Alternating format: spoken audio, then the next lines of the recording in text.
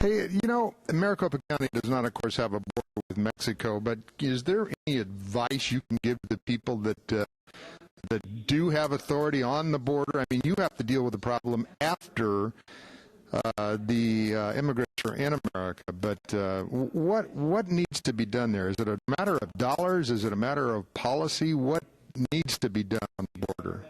Maybe you ought to quit using those cliches, boots on the ground, the drug cartels, I don't know, transparency. I got to get a new dictionary to figure out what all these words mean. It's always the words, but I know what to do. I'll tell you one thing. You can put all the fences you want up. I want someone to tell me what happens when you get a ladder from the hardware store and you get over the fence. What do they do with those people? Nobody will tell me what to do with people that come over the fence. I know what to do. You put them in jail. They have violated a law for crossing that border. They can't work behind bars and send money back to their loved ones in Mexico. So that would be a big deterrence.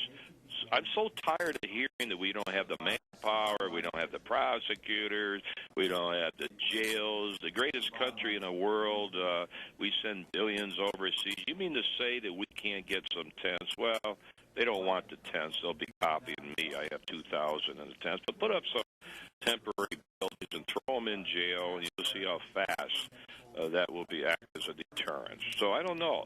There's always excuses. You can't do this, put up a fence, send the National Guard down there to change oil in the trucks. I can go on and on. So why don't they enforce the law and throw them in jail when they come in here and violate the law? All these people floating around the United States have violated the law. Why is everybody afraid to arrest them? I don't know. They're violating the law. When you talk about shovel-ready jobs, there's a shovel-ready job right there. And I'll tell you another thing. We raid these businesses. We have an economic situation. We have people that don't have jobs. We have people that will do anything to get money to put food on the table for their kids. Don't give me this garbage of some politician. Well, nobody else will do the jobs, so we got to hire illegals. The greatest country in the world, we're saying we can't hire people. Give them a little more money. But right now, with all the unemployment going on and we raid these places and we get all the illegals out, those jobs can be taken by U.S. citizens. So that's not fair either. And I get a little excited about this. This is not just a law enforcement. It's economic, diplomacy, a whole bunch of things revolve around this problem. Joe, I have a question. It's not related really to law enforcement, but how do you feel about a workers program? Or do you have any thoughts on that? I know you don't get paid to think about things like that, but do you feel there's a place for a worker program? Well, I'll tell you one thing. I have nothing. My mother and father came here from Italy legally. We got millions of people who would give anything to get into this country, but they don't because they follow the law. You get all these people crossing the border. Now they're going to give them amnesty next year, which I'm totally opposed to. Do you think that'll happen? Well, I would, yeah. Stay tuned. Well, I think the wheels are falling off the Obama administration. He's going to have trouble getting just about anything done, I feel. I think there's a grassroots movement in this country. I've never seen it before in my lifetime, and I've been around a while. Well, that's on a health care. Maybe you won't bring up immigration. I got to make a decision whether to sign that 287G agreement pretty quick. And we work closely with ICE here. But, you know, I can still enforce the illegal immigration laws without the federal umbrella. But we try to do the best we can. And you asked me about the workers' permit. Anybody that wants to come into this country and they do it legally, I have no problem with. But don't come in here illegally. Then I got a problem. You broke the law, you should go to jail. Let me ask you a question about your budget. How do you do so much with so little? Well, they cut my budget. I do have investigations going against the Board of Supervisors. We've indicted one guy. I'm not their favorite guy anymore, which is sad. I'm just trying to do my job. So they cut my budget for spite. And we've probably been cut more than any other law enforcement agency. But I got about $1.6 million directly from the legislature. I want to thank Senator Pierce and others. So I use that money to go after illegal immigration. It's the only thing they have over you is the budget, Joe. That's right. They can't tell me what to do, and they love, and the media, would, newspaper especially, would love to have the sheriff appointed. They tried that many years ago when I was here. But that's never going to happen. The people should decide who their sheriff should be, not some bureaucrat. So I'm very strong about that. I will fight to the bitter end if they ever try to appoint the sheriff. And so I do my thing. I work within the money I have. I have a 3,000 volunteer posse. I put them to work with the guns, and I get the job done. You do it with very little money. I mean, when you consider the ground you cover in Maricopa County and the things that you get done, I don't know that there's anybody in America that does so much with so little. Well, you know, I've always been a little conservative in my law enforcement career, running many offices in the government. You do know how the federal government operates. Every time a fiscal year came up, hey, make sure you spend all your money. Don't have any left over so we can go to Congress and get more money. You know the trick there. Hey, all you have to do is spend 48 hours in this city. I'm in Washington, D.C. right now. It's unbelievable.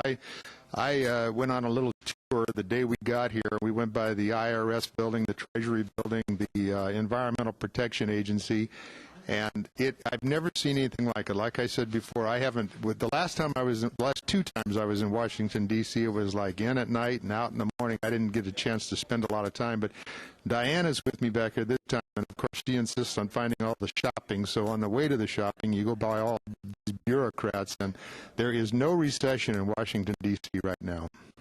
Yeah, I can understand that. Restaurants are probably doing great.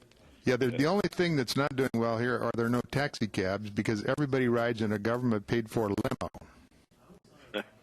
Yes, there's cabs down there, you know, but not like in most major cities. Yeah, well, you're right. Maybe they have a good transit area. I don't know, but you're right. Everybody has a black car, and probably the janitor rides. I hope I shouldn't say that, but anyway, it's Washington D.C. That's why I'm glad I'm not there. I will never go back to Washington. You know, I'm just staying here. By the way, I'm running again, just for spite. So all those people demonstrating and want to get rid of me, I got news for them. So I'm going for my 6th term. I never thought I'd make another career after I did my duty with the feds. Well, you're a young guy, so you can stand a few more terms. Well, you know what? You think I'm afraid to tell anybody my age?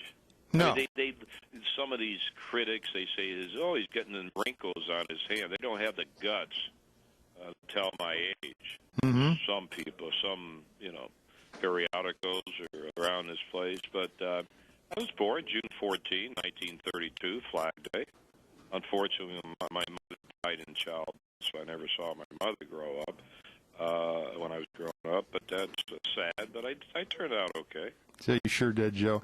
Listen, I'm going to let you go. I know how busy you are. Well, thank you. I want to talk Stay tuned. All right, I want to talk to you again soon, and my office will be in touch with your office. But congratulations on your success there. But I need to tell you one thing. I'm going to communicate with you about this organization. We've been representing the taxpayers in America for 30 years, and if there's any way in the world, next year at our annual event, we would love to have you. I think I was up there when I was campaigning for Mitt Romney up in New Hampshire. The group, the people you mentioned, were all up there. Mm-hmm. So I've been, I was there. So I'll be glad to come down to Washington. I hate going to Washington, but I'll be glad to do it. Well, we will make sure you get here next year at no expense to the taxpayers, which is the way you like to do it. And truly, Joe, I have to tell you, and I'm not BSing you at all in this, that you are the one person that there are 50 talk show hosts from all over America, like I said, including the great Hedgecock and Lou Dobbs, Sandy Rios from Chicago, and lots and lots and lots of people. And you are the one person they want to talk to. So please just have an open mind about getting him back here next year. And I'll tell you what, we'll fly you in under cover of darkness and let you go as soon as you want. I'll do that, and thank God for you guys. All the people you mentioned, all the talk shows, they tell it like it is, and that's why a lot of things are not happening in Washington. So thank you for what you guys do. All right, I'm going to let you get back to work. I know you have a lot to do, and thank you so much. And also thanks to in your office. She's a real professional, and your entire office is. And I will be in touch with you back in Arizona. Thank you, sir. All right, the great High Sheriff of Maricopa County, Joe Arpaio. Joe, thank you so much for sitting in with us today. Thank you. Thank you.